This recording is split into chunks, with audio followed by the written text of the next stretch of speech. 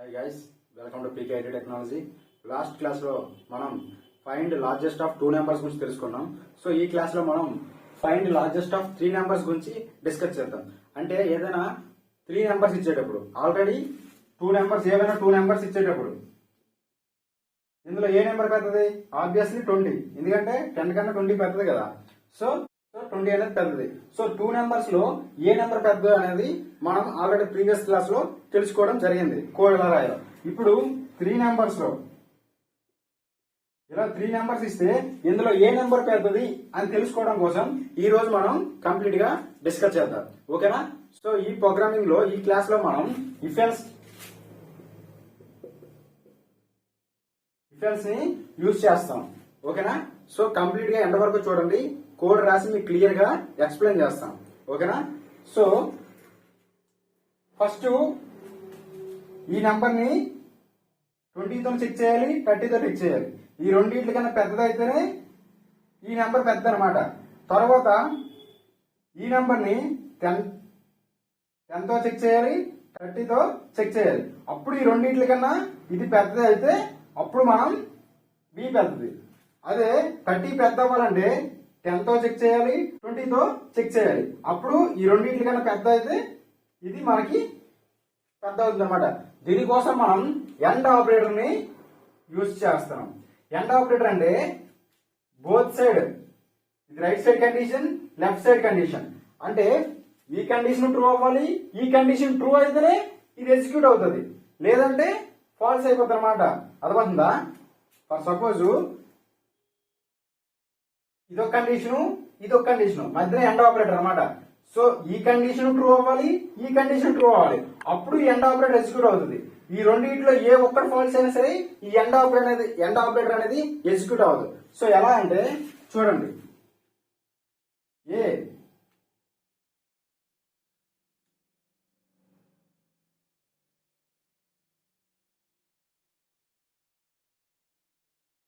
చూడండి ఈ and operator కి 2 కండిషన్స్, 2 ఈక్వేషన్స్ ఉండాలి, 2 వాల్యూస్ కాదు.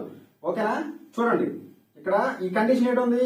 ఫస్ట్ ఈ కండిషన్ చెక్ చేయండి, 10 గ్రేటర్ దాన్ 1. సో 10 కన్నా 1 చిన్నదే కదా, అంటే ఈ కండిషన్ ఏమైంది? ట్రూ అయింది. అంతే. తర్వాత ఈ కండిషన్ చెక్ చేస్తుంది. ఈ కండిషన్ ఏమైంది? 10 గ్రేటర్ దాన్ 2, అంటే 10 కన్నా 2 చిన్నది కదా, కండిషన్ ఎగ్జిక్యూట్ అయింది. అంటే అప్పుడు ఈ ఎండ్ ఆపరేటర్ అనేది ఎగ్జిక్యూట్ అవుతుంది. For suppose 10 greater than 20, 10 greater than 1 ఇచ్చామనుకోండి, ఫస్ట్ ఈ కండిషన్ చెక్ చేయండి. 10 కన్నా 20 చిన్నదా? కాదు కదా. సో ఈ కండిషన్ ఫాల్స్ అయిపోయింది. ఈ కండిషన్ చెక్ చేయండి, 10 కన్నా 1 చిన్నదే కదా, సో కండిషన్ ట్రూ అయింది. కానీ ఈ కండిషన్ మొత్తం ఫెయిల్ అయిపోతుంది, ఫాల్స్ అన్నమాట. ఎందుకంటే ఈ ఎండ్ ఆపరేటర్ అనేది ఈ రైట్ సైడ్ ఉన్న కండిషన్ ఎగ్జిక్యూట్ అవ్వాలి, లెఫ్ట్ సైడ్ ఉన్న కండిషన్ ఎగ్జిక్యూట్ అవ్వాలి. సో మనం ఈ ఎండ్ ఆపరేటర్ ని లార్జెస్ట్ ఆఫ్ 3 నెంబర్స్ లో ఈ ప్రోగ్రామింగ్ లో మనం తెలుసుకోబోతున్నాం. దీని గురించి ఈ రోజు ఈ ఆపరేటర్ మనం ఇందులో యూజ్ చేయబోతున్నాం. ఓకేనా? సో కోడ్ రాసి కంప్లీట్ గా ఎక్స్ప్లెయిన్ చేస్తాను, అందరూ కూడా ఎండ్ వరకు చూడండి. ఓకేనా?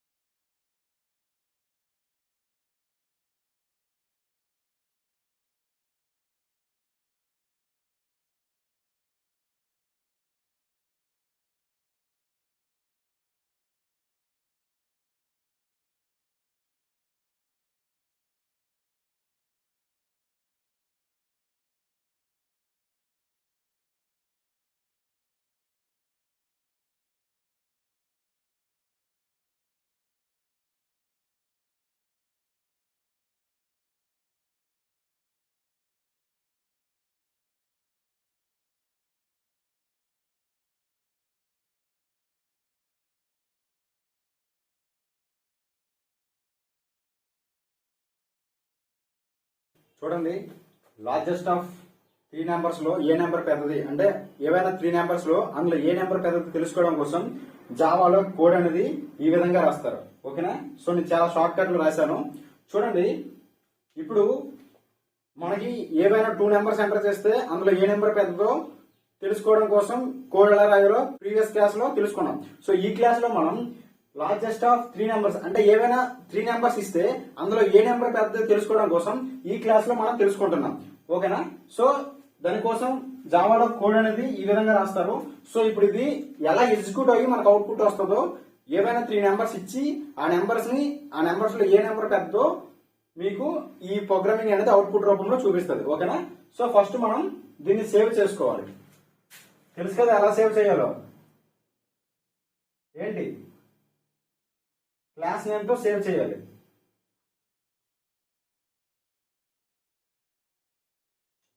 లార్జెస్ట్ డాట్ జావా అని సేవ్ చేయాలి. తర్వాత కమెంట్ పోర్టల్లో దీన్ని మనం ఎక్కడ సేవ్ చేసామో దాన్ని కాల్ చేయాలన్నమాట. అంటే నేను దీన్ని డెస్క్టాప్ లో సేవ్ చేశాను కాబట్టి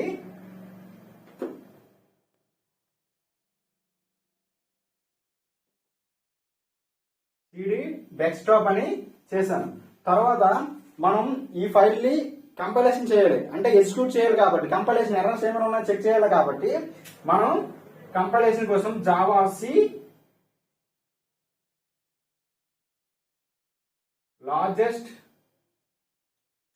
డాట్ జావా అని ఇవ్వగానే ఈ కోడ్ అనేది ఈ ఫైలే కదా, లార్జెస్ట్ అంటే ఈ ఫైలే కదా, ఈ కోడ్ అంతా ఎగ్జిక్యూట్ అవడం మొదలవుతుంది. అంటే కంపైలేషన్ జరగడం మొదలవుతుంది. అంటే ఎర్రర్స్ ఏమైనా ఉన్నా లేవో చెక్ చేస్తుంది అనమాట. ఇక్కడ సి అంటే కంపైలేషన్ అనమాట. సో ఎర్రర్స్ ఏమైనా ఉంటే ఇక్కడ మీకు షో అవుతుంది కమెంట్ పోర్టల్లో. ఎర్రర్స్ ఏమీ లేకపోతే ఇక్కడ కర్సర్ బ్లింక్ అవుతుంది అవుట్పుట్ ప్రింట్ చేయడం కోసం. ఓకేనా? సో మనం ఇప్పుడు ఇది ఎలా ఎగ్జిక్యూట్ అవుతుందో చూద్దాం. ఇప్పుడు సిస్టమ్ ఇంటర్నల్ గా ఎలా ఎగ్జిక్యూట్ చేసుకుని మనకు అవుట్పుట్ వస్తుందో ఇప్పుడు మీకు ఎక్స్ప్లెయిన్ చేసి చూపిస్తాను. చూడండి, ఫస్ట్ ఇక్కడికి వస్తుంది ఇంపోర్ట్ జావా హోటల్ స్కానర్ అని ఉంది. అంటే ఇది ఒక ప్యాకేజ్ అనమాట. ఈ ప్యాకేజ్ తీసుకోవడమంటే జావా హోటల్ స్కానర్ అనే ప్యాకేజ్ మనం తీసుకోవడమంటే ఈ ప్రోగ్రామింగ్ లో స్కానర్ క్లాస్ యూజ్ చేసాము అని అర్థం అనమాట. అర్థమవుతుందా? స్కానర్ క్లాస్ యూజ్ చేస్తామంటేనే మనం ఈ ప్యాకేజ్ తీసుకోవాలి. ఓకేనా? సో తర్వాత పబ్లిక్ క్లాస్ అనమాట. అంటే క్లాస్ కి మనం ఏదో ఒక నేమ్ ఇవ్వాలి. ఏ నేమ్ ఇస్తాం? Name of the program. Class అంటే నేమ్ ఆఫ్ ది ప్రోగ్రామ్ లేదా object blueprint of the object. ఏదైనా ఈ ప్రోగ్రామింగ్ సంబంధించి ఇక్కడ నేమ్ ఇవ్వాలన్నమాట. సో మన క్లాస్ లో ఏ నేమ్ అయితే ఇస్తామో ఆ నేమ్ తోనే డాట్ జావా అని పెట్టి ఈ ఫైల్ మనం సేవ్ చేసాం అనమాట. ఈ ఫైల్ మనం సేవ్ చేయాలి. సో క్లాస్ నేమ్ ఎప్పుడు స్టార్టింగ్ లెటర్ క్యాపిటల్ లోనే ఉండాలి. ఓకేనా? గుర్తుపెట్టుకోండి.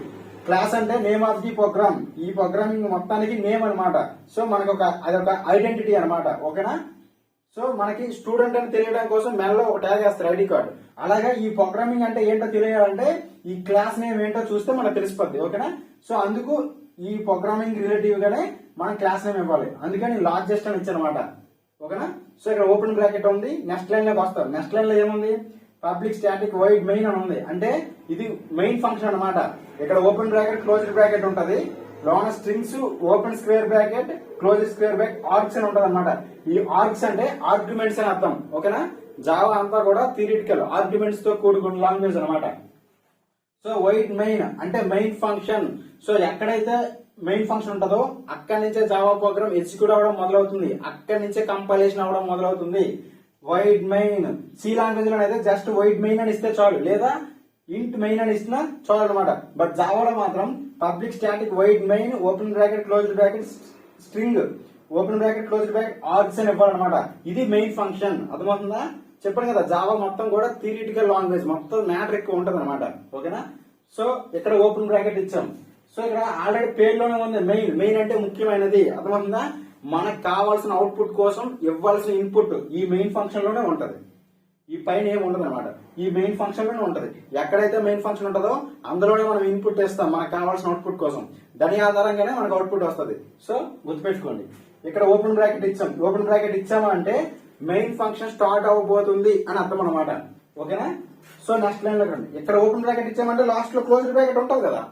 ఒక ఓపెన్ బ్రాకెట్ కి లాస్ట్ లో క్లోజ్డ్ బ్రాకెట్ ఉంటుంది, గుర్తుపెట్టుకోండి. సో ఓపెన్ బ్రాకెట్ ఇచ్చాం కదా. సో నెక్స్ట్ లైన్ లోకి రండి. నెక్స్ట్ లైన్ కి ఏముంది? స్కానర్ క్లాస్ కి ఆబ్జెక్ట్ ని క్రియేట్ చేసాం అన్నమాట. సో ఇక్కడ స్కానర్ ని మనం యూజ్ చేసుకోవాలంటే సి లాంగ్వేజ్ అనేది మనం ఎన్నిసార్లు స్కానర్ యూజ్ చేయాలంటే అన్నిసార్లు మనం స్కానర్ క్లాస్ ని రాసుకోవాలి. ఇక్కడ జావాలో అలా కాదు. ఆ స్కానర్ క్లాస్ కి ఒక ఆబ్జెక్ట్ ని క్రియేట్ చేస్తే ఆ ఆబ్జెక్ట్ ని మల్టిపుల్ టైమ్స్ యూజ్ చేసుకోవచ్చు. ఇక్కడ నేను చూడండి 3 టైమ్స్ యూజ్ చేశాను. ఓకేనా? చూడండి, స్కానర్ క్లాస్ కి మనం ఆబ్జెక్ట్ క్రియేట్ చేసాం. ఆబ్జెక్ట్ ఏమి ఇచ్చాను? పీకే అని ఇచ్చాను అనమాట. ఇది మ్యాండేటరీ, మన ఇష్టం. అర్థమవుతుందా? ఆబ్జెక్ట్ నేమ్ అనేది యాజ్ యువర్ విష్ ఏదైనా ఇచ్చుకోవచ్చు. Place names, friends names, family names, things names ఏదైనా ఇచ్చుకోవచ్చు అనమాట. లేదా లెటర్స్ ఇచ్చుకోవచ్చు, నెంబర్స్ ఇచ్చుకోవచ్చు. ఏదైనా సరే మన ఇష్టం. Is equal to new space scanner open bracket close bracket లో సిస్టమ్ డాట్ ఇన్ అని ఉంటది. డాట్ ఇన్ అంటే ఏంటంటే ఇది ఒక ఇన్పుట్ ఫంక్షన్. స్కానర్ క్లాస్ అంటే ఇన్పుట్ ఫంక్షన్ కదా. ఏంటి దాని definition? To read the data console in run time. Run time లో డేటా రీడ్ చేసుకోవడమే స్కానర్ యొక్క పని అనమాట. ఇది స్కానర్ క్లాస్ కదా. మరి దాన్ని మనం రన్ టైమ్ లో డేటా రీడ్ చేసుకోవడానికి యూజ్ చేస్తాం. ఎందుకు యూజ్ చేస్తాం రన్ టైమ్ అంటే మనం ఏమైనా ఇప్పుడు 3 నెంబర్స్ ఎంటర్ చేస్తాం. ఆ 3 నెంబర్స్ లో ఏ నెంబర్ ఎంతో తెలుసుకోవాలంటే 3 నెంబర్స్ ఎంటర్ చేయాలి కదా లాస్ట్ లో ఎగ్జిక్యూట్ అయిపోయిన తర్వాత రన్ టైమ్ లో. అప్పుడు ఆ 3 నెంబర్స్ ఇవ్వాలంటే ఇక్కడ ఈ స్కానర్ క్లాస్ ని ఉపయోగిస్తాం అనమాట. అర్థమవుతుందా? రన్ టైమ్ లో డేటాను రీడ్ చేసుకోవాలంటే ఇప్పుడు మన హాల్ టికెట్ నెంబర్ మీ రిజల్ట్ ఎప్పుడు ఎంటర్ చేస్తున్నారు? లోన్ అంతా మీ డీటెయిల్స్ అన్ని లోన్ ఉంటాయి. మీ రిజల్ట్స్ వచ్చిన రోజు మీ హాల్ టికెట్ నెంబర్ ఎంటర్ చేస్తాను. అంతేంటి ఆ ప్రోగ్రామింగ్ రన్ అయిపోయింది. అక్కడ స్కానర్ క్లాస్ అనేది ఏంటి? హాల్ టికెట్ నెంబర్ కాడ కర్సర్ క్లిక్ అవుతారు. మీ హాల్ టికెట్ నెంబర్ ఎంటర్ చేయగానే ఒక్క సబ్మిట్ కొట్టగానే మీరు పాస్ అయ్యారు ఫెయిల్ అయిన వస్తుంది. అలాగే మీరు 3 నెంబర్స్ ఎంటర్ చేయగానే ఇందులో ఏది పెద్దని మీకు రిజల్ట్ వస్తుంది అనమాట. సో అందుకు స్కానర్ క్లాస్ యూజ్ చేస్తాం. అందుకే డాట్ ఇన్ అని పెట్టాం అనమాట. డాట్ ఇన్ అంటే ఇది స్కానర్ ఇన్పుట్ ఫంక్షన్ అనమాట. చూడండి నెక్స్ట్ స్టేట్మెంట్ లో ఏముంది? సిస్టమ్ డాట్ అవుట్ అని ఉంది. ప్రింట్ ఎఫ్ అంటే ప్రింట్ ఎల్ అని ఉంది. ప్రింట్ ఎఫ్ అంటే ప్రింట్ ఎఫ్ ఫంక్షన్. ఇక్కడ అవుట్ అని ఉంది. అంతేంటి? ఇది అవుట్పుట్ ఫంక్షన్ అనమాట. అర్థమవుతుందా? అంటే వాల్యూని ప్రింట్ చేస్తుంది. వాల్యూని అవుట్పుట్ గా మనకు చూపిస్తుంది అనమాట. ఓకేనా? ఏ వాల్యూని చూపిస్తుంది? ఇక్కడ ఓపెన్ బ్రాకెట్ క్లోజ్డ్ బ్రాకెట్ మధ్యలో ఏ వాల్యూ అయితే ఉంటుందో ఆ వాల్యూని యాస్టీస్ చూపిస్తుంది. ఇక్కడ చూడండి డబుల్ కొటేషన్స్ ఉన్నాయి. ఈ డబుల్ కొటేషన్ మధ్యలో ఏముంటుందో ఆ వాల్యూని మనకు చూపిస్తుంది. ఏముంది మరి? ఎంటర్ ఏబిసి వాల్యూస్ అని ఉంది. మరి అది యాస్టీస్ గా ప్రింట్ అవుతుంది అనమాట అవుట్పుట్ లో. ఇక్కడ మీకు అవుట్పుట్ రాస్తాం చూడండి.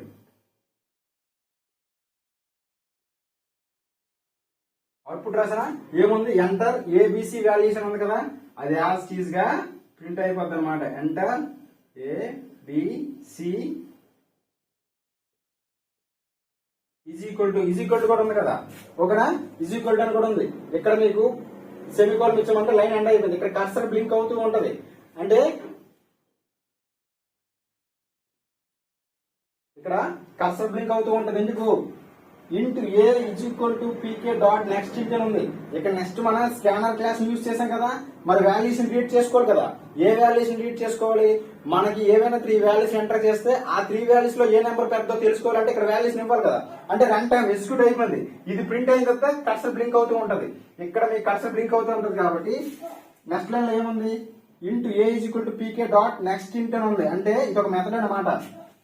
పీకే అంటే స్కానర్ క్లాస్ అంటే ఇక్కడ వాల్యూని రీడ్ చేసుకోవాలన్నమాట. నెక్స్ట్ ఏంటంటే మనం ఏ డేటా టైప్ అయితే ఇస్తామో ఆ డేటా టైప్ సంబంధించిన మెథడ్ నే మనం ఇక్కడ ఇవ్వాలి. ఇక్కడ మీరు స్ట్రింగ్ అని ఇచ్చేసి ఇక నెక్స్ట్ ఇంట్ అని ఇస్తే పనికిరాదు. అది ఎర్రర్ వస్తుంది. ఎందుకంటే మన ఇంటీజర్ వాల్యూని ఇస్తే ఖచ్చితంగా ఇక్కడ ఇంటీజర్ మెథడ్ ని ఇవ్వాలి. ఆ ఇంటీజర్ మెథడ్ ఏంటి? నెక్స్ట్ ఇంట్. మీరు ఇక్కడ క్యారెక్టర్ గానీ స్ట్రింగ్ గానీ డేటా టైప్ ఇస్తే ఇక్కడ మీరు నెక్స్ట్ లైన్ అని ఇవ్వాలన్నమాట. చూసుకోండి మనం ఇచ్చే వాల్యూని బట్టే ఇక్కడ మీరు పీకే డాట్ పక్కన మీరు మెథడ్ ఇవ్వాలి. గుర్తుపెట్టుకోండి. ఓకేనా? So into A is equal to పీకే అంటే ఇది ఆబ్జెక్ట్ అనమాట. అంటే ఈ ఆబ్జెక్ట్ ని కాల్ చేస్తుంది. ఇక్కడ ఏంటి? స్కానర్ క్లాస్ అంటే ఇక్కడ వాల్యూని రీడ్ చేసుకోవాలని. సో ఇక్కడ ఇంటీజర్ మెథడ్ ఇచ్చాం కాబట్టి ఇంటీజర్ వాల్యూని రీడ్ చేసుకుంటుంది. సో ఇక్కడ మరి వాల్యూ ఇక్కడ ప్రింట్ అవుతుంది కదా. ఏమి ఇచ్చాము? ఇక్కడ నేను 10 ఇవ్వాలనుకుంటాను అనమాట ఏ వేరియబుల్ లోకి. సో ఇక్కడ వేరియబుల్ ఉంది కాబట్టి దానికి ఒక మెమరీ లొకేషన్ అనేది క్రియేట్ అవుతుంది. మెమరీ అనేది ఎలికేట్ అవుతుంది అనమాట డేటాబేస్ లో. సో మరి అప్పుడు ఇందులో దీనికి నేను వాల్యూ అనేది 10 ఇవ్వాలనుకుంటున్నా. సో అప్పుడు ఇక్కడ 10 ఎంటర్ చేయగానే ఇందులో 10 స్టోర్ అవుతుంది అనమాట డేటాబేస్ లో మెమరీ లొకేషన్ లో. ఇది వేరియబుల్ కదా. వేరియబుల్ అంటే name of the memory location. So ఒక మెమరీ అనేది క్రియేట్ అయ్యింది. అందులో 10 స్టోర్ చేసాను అనమాట. సో నెక్స్ట్ లైన్ లోకి రండి. మళ్ళీ ఇక్కడ కర్సర్ బ్లింక్ అవుతూ ఉంటది. ఎందుకు? నెక్స్ట్ లైన్ లో కూడా ఏముంది? స్కానర్ క్లాస్ ని యూజ్ చేసాం అనమాట. అంటే ఆబ్జెక్ట్ క్రియేట్ చేసాం. ఇది కూడా ఇంటీజర్ డేటా టైప్ కాబట్టి ఇంటీజర్ మెథడ్ నే తీసుకున్నాం. సో ఇందులో నేను 20 ఇవ్వాలనుకుంటున్నా. సో అప్పుడు ఇక్కడ 20 ఎంటర్ చేయగానే మెమరీ లొకేషన్ లో బీకి ఒక మెమరీ లొకేషన్ క్రియేట్ అయిపోతుంది. అందులో 20 స్టోర్ అవుతుంది అనమాట. ఓకేనా? సో నెక్స్ట్ లైన్ దగ్గర ఈ లైన్ అయిపోయింది కదా. నెక్స్ట్ లైన్ దగ్గర నెక్స్ట్ లైన్ ఏముంది? ఇంటీజర్ డేటా టైప్ ఉంది. మళ్ళీ సి అనే వేరియబుల్ తీసుకున్నాం. సికి ఒక మెమరీ లొకేషన్ అనేది క్రియేట్ అవుతుంది అనమాట. So is equal to PK. PK అంటే ఏంటి? ఇక్కడ స్కానర్ క్లాస్ కదా. డాట్ నెక్స్ట్ ఇంట్ అని ఉంది. అంటే ఏంటి? ఇది ఒక మెథడ్. ఏ మెథడ్ ఇంటీజర్ వాల్యూని తీసుకోవడానికి కోసం యూజ్ చేసే మెథడ్ అనమాట. సో ఇందులో నేను 30 ఇవ్వాలనుకుంటున్నా. అప్పుడు ఇక్కడ 30 అని మీరు ఎంటర్ చేస్తే ఇన్సైడ్ లో ఇందులో 30 స్టోర్ అవుతుంది అనమాట. నెక్స్ట్ లైన్ లోకి రండి. నెక్స్ట్ లైన్ లో ఏముంది, ఇఫ్ కండిషన్ ఉంది. ఇప్పుడు ఇది ఇఫ్ కండిషన్ చెక్ చేసుకుంటుంది. ఇఫ్ కండిషన్ లో ఏముంది, A greater than B and A greater than C అని ఉందన్నమాట. సో ఏలో ఎంత ఉందో మనకి ఈ కండిషన్ చెక్ చేయాలి కదా. చూడండి, ఇది ఎండ్ ఆపరేటర్, గుర్తుపెట్టుకోండి. ఇదేంటిది, ఎండ్ ఆపరేటర్. ఈ ఎండ్ ఆపరేటర్ ఎగ్జిక్యూట్ అవ్వాలంటే రైట్ సైడ్ కండిషన్ ట్రూ అవ్వాలి, లెఫ్ట్ సైడ్ కండిషన్ ట్రూ అవ్వాలి. ఈ రెండింటిలో ఏది ఫాల్స్ అయినా సరే ఇఫ్ కండిషన్ మొత్తం ఫాల్స్ అయిపోతుంది. ఈ ఎండ్ ఆపరేటర్, ఈ ఇఫ్ కండిషన్ ట్రూ అవ్వాలంటే ఇందులో మనం ఎండ్ ఆపరేటర్ ఉపయోగించాం. ఓకేనా. ఈ ఆపరేటర్ ఏంటంటే ఈ రైట్ సైడ్ కండిషన్ ట్రూ అవుతుంది, ఈ లెఫ్ట్ సైడ్ కండిషన్ ట్రూ అవ్వాలి. Left side condition right side condition true అయితేనే ఈ ఇఫ్ కండిషన్ ట్రూ అవుతుంది. In case right side condition false అయినా లెఫ్ట్ సైడ్ కండిషన్ ఫాల్స్ అయినా ఇఫ్ కండిషన్ ఫాల్స్ అయిపోతుంది. In case right side condition true అయ్యి left side condition false అయినా if condition false అయిపోతుంది. In case right side condition false అయ్యి left side condition true అయినా if condition false అయిపోతుంది అనమాట. If condition true అవ్వాలంటే ఈ ఎండ్ ఆపరేటర్ యూజ్ చేసాం కాబట్టి ఇఫ్ కండిషన్ లో, ఆ ఇఫ్ కండిషన్ లో ఎండ్ ఆపరేటర్ యూజ్ చేసాం కాబట్టి దానికి రైట్ సైడ్ ఉన్న కండిషన్ లెఫ్ట్ సైడ్ ఉన్న కండిషన్ ట్రూ అయితేనే ఇఫ్ కండిషన్ ట్రూ అవుతుంది. ఓకేనా. సో మరి అది ట్రూ అవుతుందో లేదో చెక్ చేయాలి కదా, చేసేద్దాం. ఏలో ఎంత ఇచ్చాం, 10 ఇచ్చాం. ఏ గ్రేటర్ దెన్ 20 ఎండ్ ఆపరేటర్ ఉపయోగించాం. ఏలో ఎంత ఇచ్చాం, 10 ఇచ్చాం. సీలో ఎంత ఇచ్చాం, 30 ఇచ్చాం. సి 30 కదా, ఏ 10 కదా, బి 20 కదా. సో ఏ కన్నా 10 కన్నా 20 చిన్నదండి, పెద్దది కదా. 10 గ్రేటర్ దెన్ 20 ఏంటి, కాదు కదా. So condition fall. A greater than B ఇచ్చారు కదా, అంటే ఏలో 10 ఉంది, బిలో 20 ఉంది. సో కండిషన్ ఏమైంది, ట్రూ అయింది. కండిషన్ ఏమైంది, ఫాల్స్ అయిపోయింది. సో ఇప్పుడు దీని రైట్ సైడ్ లెఫ్ట్ సైడ్ ఉన్న కండిషన్ ఏముంది, 10 గ్రేటర్ దెన్ 30 ఉంది. సో కండిషన్ ఏమైంది, ఫాల్స్ అయిపోయింది. 10 కన్నా 30 చిన్నది అండి, పెద్దది కదా. కండిషన్ ఫాల్స్ అయిపోయింది. అంటే ఇఫ్ కండిషన్ మొత్తం ఫాల్స్ అయిపోయింది అనమాట. ఈ ఇఫ్ కండిషన్ ఫాల్స్ అయిపోయింది కాబట్టి ఇఫ్ కండిషన్ లోన ఇక్కడ ఓపెన్ బ్రాకెట్, ఇక్కడ క్లోజ్డ్ బ్రాకెట్ ఉంది చూడండి, సెమీకోలన్ తర్వాత ఈ బ్లాక్ ఆఫ్ కోడ్ అనేది ఇఫ్ కండిషన్ సంబంధించింది. సో ఇఫ్ కండిషన్ ఫాల్స్ అయిపోయింది కదా. ఇఫ్ కండిషన్ ఫాల్స్ అయిపోయింది కాబట్టి నెక్స్ట్ ఎల్స్ లోకి వెళ్తుంది. ఎల్స్ లో ఏదైనా కండిషన్ ఉంటే ఎల్స్ లో ఉన్న కండిషన్ చెక్ చేస్తుంది. ఎల్స్ లో కానీ కండిషన్ లేకపోతే ఎల్స్ లో ఏ స్టేట్మెంట్ ఉంటే ఆ స్టేట్మెంట్ డైరెక్టర్ గా ఎగ్జిక్యూట్ అయిపోద్ది, డిఫాల్ట్ గా ఎగ్జిక్యూట్ అయిపోద్ది. గుర్తుపెండి, ఇక్కడ ఎల్స్ లో మన కండిషన్ ఇచ్చాడు. ఏ కండిషన్ ఇచ్చాడు, ఇఫ్ కండిషన్ ఇచ్చాడు. సో మరి ఇఫ్ కండిషన్ చెక్ చేయాలి కదా. B greater than A, and operator B greater than C. So ఇప్పుడు ఈ కండిషన్ చెక్ చేయండి. తెలుసు కదా, and operator right side condition true అవ్వాలి, లెఫ్ట్ సైడ్ కండిషన్ ట్రూ అవ్వాలి. రైట్ సైడ్ లో ఏముంది, బి గ్రేటర్ దెన్ ఏ ఉంది, బిలో ఏముంది 20 ఉంది, ఏలో 10 ఉంది. ఎండ్ ఆపరేటర్ బిలో ఎంత ఉంది, 20 ఉంది. సిలో ఎంత ఉంది, 30 ఉంది. సో 20 కన్నా 10 చిన్నదే కదా, అంటే 20 గ్రేటర్ దెన్ 10 లేదా బి గ్రేటర్ దెన్ ఏ, అంటే కండిషన్ ఏమైంది, 20 కన్నా 10 చిన్నదే కాబట్టి కండిషన్ ట్రూ అయింది. ఇప్పుడు లెఫ్ట్ సైడ్ కండిషన్ చూడండి, 20 కన్నా 30 చిన్నదా, కాదు కదా, పెద్దది కదా. కండిషన్ ఏమైంది, ఫాల్స్ అయిపోయింది. కండిషన్ ఫాల్స్ అయిపోయింది కాబట్టి ఈ ఇఫ్ ఎల్స్ కూడా ఫాల్స్ అయిపోయింది అనమాట. ఇక్కడ ఈ ఇఫ్ కండిషన్ కూడా ఫాల్స్ అయిపోయింది. ఈ ఇఫ్ కండిషన్ కూడా ఫాల్స్ అయిపోయింది కాబట్టి ఎల్స్ ఇఫ్ అనేది ఈ బ్లాక్ ఆఫ్ కోడ్ కూడా మరి ఎగ్జిక్యూట్ అవ్వదు. నెక్స్ట్ ఎల్స్ లోకి వెళ్తుంది. నెక్స్ట్ ఎల్స్ లోకి వెళ్తే నెక్స్ట్ ఎల్స్ లో ఏమైనా కండిషన్ ఉంటే చెక్ చేస్తుంది. కండిషన్ లేకపోతే నెక్స్ట్ ఎల్స్ లో ఏముందో అది డిఫాల్ట్ గా ప్రింట్ అయిపోద్ది. ఇక్కడ ఎందుకంటే కండిషన్ ఏం లేదు. ఏ అనేది చూడండి, ఫస్ట్ ఇఫ్ కండిషన్ లో ఏ అనేది బి కన్నా చిన్నదైపోయింది, సి కన్నా చిన్నదైపోయింది. సో నెక్స్ట్ ఎల్స్ ఇఫ్ లో బి అనేది ఏ కన్నా చిన్నదైపోయింది, బి అనేది సి కన్నా చిన్నదైపోయింది. అంటే ఇక్కడ సికి ఏ చిన్నదైపోయింది, ఇక్కడ సికి బికి చిన్నదైపోయింది. అంటే ఈ రెండింటిలో సి చిన్నదైపోయింది, పెద్ద. ఈ రెండింటిలో కూడా కండిషన్ ఫాల్స్ అయిపోయింది. అంతే, సి పెద్దని వస్తుంది కాబట్టి లాస్ట్ లో డిఫాల్ట్ గా సి పెద్ద అవుతుంది. అర్థమవుతుందా. చూడండి, ఇక్కడ మనం ఏని బితో చెక్ చేసేటప్పుడు ఏ గ్రేటర్ దెన్ బి అంటే ఫాల్స్ అయిపోయింది. ఇక్కడ చూడండి, బి గ్రేటర్ దెన్ ఏ అంటే ట్రూ అయింది. కానీ ఇక్కడ చూడండి, ఏ గ్రేటర్ దెన్ సి అంటే ఫాల్స్ అయిపోయింది. అంటే ఏ కన్నా సి చిన్నదంటే ఫాల్స్ అయిపోయింది. పోనీ బి కన్నా సి చిన్నదంటే ఇది కూడా ఫాల్స్ అయిపోయింది. అప్పుడు ఏమవుతుంది, ఈ సి అనేది రెండింటి కన్నా పెద్ద కదా అవుతుంది. అందుకే డైరెక్టర్ గా ఇక్కడ ఓపెన్ ఎల్స్ లో ఓపెన్ బ్రాకెట్, ఇక్కడ క్లోజ్డ్ బ్రాకెట్ ఉంది. మధ్యన ఏముంది? ఈ బ్లాక్ ఆఫ్ కోడ్ లో system dot out dot print L అని ఉంది. అంటే ప్రింట్ ఎఫ్ ఫంక్షన్ అన్నమాట. ఇక్కడ ఓపెన్ బ్రాకెట్, ఈ ఓపెన్ బ్రాకెట్ మధ్యలో ఏముంటుందో అది యాజ్ టీజ్ గా ప్రింట్ అవుతుంది. ఇక్కడ ప్లస్ సింబల్ యూజ్ చేసాము. చూడండి, ఇక్కడ సెమీ కామా పెట్టలేదు. నేను రెండు స్ట్రింగ్స్ ని కలుపుతున్నా, కంకేటనేట్ చేస్తున్నా. రెండు స్ట్రింగ్స్ ని కలపడం కోసం ప్లస్ ని యూజ్ చేశాను. సో ఇక్కడ ఈ స్ట్రింగ్ ఇది లార్జ్ నెంబర్ ఈజ్, ఎన్యూ అంటే నెంబర్ ఈజ్ ఈక్వల్ టు, ఇది స్ట్రింగ్. ఇక్కడ సి అంటే వేరియబుల్. సి లో ఒక వాల్యూ ఉంది 30. ఆ 30ని ఈ స్ట్రింగ్ ని కలపాలంటే ముందు ప్లస్ యూజ్ చేయాలన్నమాట. సో ఇది ప్రింట్ ఫంక్షన్ కదా. సిస్టమ్ డాట్ అవుట్ ప్రింట్ అంటే అది యాజ్ టీజ్ గా ప్రింట్ అవుతుంది. ఏం ప్రింట్ అవుతుంది? Largest number is equal to ఉంది కదా, ప్లస్ సి అంటే 30 అనమాట. సి ఎంత ఉంది? 30 ఉంది. సో క్లోజ్ కర్లీ బ్రాకెట్ ఉంది. ఇఫ్ ఎల్స్ క్లోజ్ అయిపోయింది. ఇక్కడ మెయిన్ ఫంక్షన్ క్లోజ్ అయింది. క్లాస్ అనేది క్లోజ్ చేస్తాం అనమాట. అంటే ప్రోగ్రామింగ్ అనేది ఎండ్ అయిపోయింది. ఇది మనకి అవుట్పుట్ అనమాట. ఓకేనా? ఇది మనకు అవుట్పుట్ కాబట్టి, సో ఇక్కడ ఇప్పుడు మనం ఈ ప్రాసెస్ అనేది ఇంటర్నల్ గా జరుగుతుంది. ఎప్పుడు Java C largest dot Java అని ఎంటర్ చేయగానే విత్ ఇన్ సెకండ్ ఈ ప్రాసెస్ అంతా జరిగిపోయి అవుట్పుట్ రెడీ అయిపోతుంది. మీకు ఇక్కడ కర్సర్ బ్లింక్ అవుతూ ఉంటుంది ఇంటర్నల్ గా. ఇప్పుడు నేను ఎక్స్ప్లెయిన్ చేశాను కానీ అంతా ఇంటర్నల్ గా జరుగుతుంది విత్ ఇన్ సెకండ్ లో. ఇక్కడ మీకు కర్సర్ బ్లింక్ అవుతూ ఉంటుంది, అవుట్పుట్ రెడీ అయిపోతుంది. ఇన్ కేసు మనం రాసే ప్రోగ్రామింగ్ లో ఏమైనా తప్పు ఉంటే, ఎర్రర్ ఉంటే, ఇక్కడ మీకు ఆ ఎర్రర్ ని చూపిస్తుంది మెసేజ్ గా. ఓకేనా? మెసేజ్ వెంటనే వచ్చేస్తుంది, పలానా ఎర్రర్ ఉందని, సింటాక్స్ ఎర్రరా ఏదో ఒక ఎర్రర్ ఉందని ఇక్కడ చూపిస్తుంది. ఎర్రర్స్ ఏమీ లేవంటే ఈ అవుట్పుట్ మనం ఇక్కడ ప్రింట్ చేసుకోవడం కోసం కర్సర్ బ్లింక్ అవుతూ ఉంటుంది. ఓకేనా? సో ఈ జావాసి లార్జెస్ట్ డాట్ జావా మీరు ఎంటర్ చేయగానే ఈ ప్రాసెస్ అంతా విత్ ఇన్ సెకండ్ లో జరిగి ఇక్కడ మీకు కర్సర్ బ్లింక్ అవుతూ ఉంటది. అవుట్పుట్ రెడీ అయిపోయింది కాబట్టి మీరు అవుట్పుట్ ప్రింట్ చేసుకోండి అనేసి. ఇన్ కేసు మీకు ఎర్రర్స్ ఏమైనా ఉంటే ఇక్కడ మీకు ఎర్రర్స్ ఉంటది. ఈ కంపైలేషన్ జరిగింది కదా, ఎగ్జిక్యూట్ జరిగింది, ఎర్రర్స్ ఏమైనా ఉంటే ఇక్కడ ఎర్రర్స్ ప్రింట్ అవుతుంది. ఎర్రర్స్ ఏమీ లేవు అంటే మాత్రం ఒక కర్సర్ బ్లింక్ అవుతుంది. వెంటనే మీరు అవుట్పుట్ ప్రింట్ చేసుకోవచ్చు. అవుట్పుట్ ప్రింట్ చేయాలంటే ఏంటి? జావా క్లాస్ ఏమి ఇవ్వాలి. క్లాస్ ఏంటి? లార్జెస్ట్ కదా. సో వెంటనే మీకు ఈ అవుట్పుట్ అనేది ఇక్కడ ప్రింట్ అవుతుంది అనమాట. సో అర్థమైందా? సో నేను 10, 20, 30 ఇచ్చి ఈ ప్రోగ్రామింగ్ అనేది నేను చేశాను. సో మీరు మీ ల్యాప్టాప్ లో ఒకసారి ట్రై చేయండి. ఒక నోట్ బుక్ లో మీరు యాస్టీస్ గా కోడ్ రాసి మీరు ఇమేజ్ చేసుకోండి.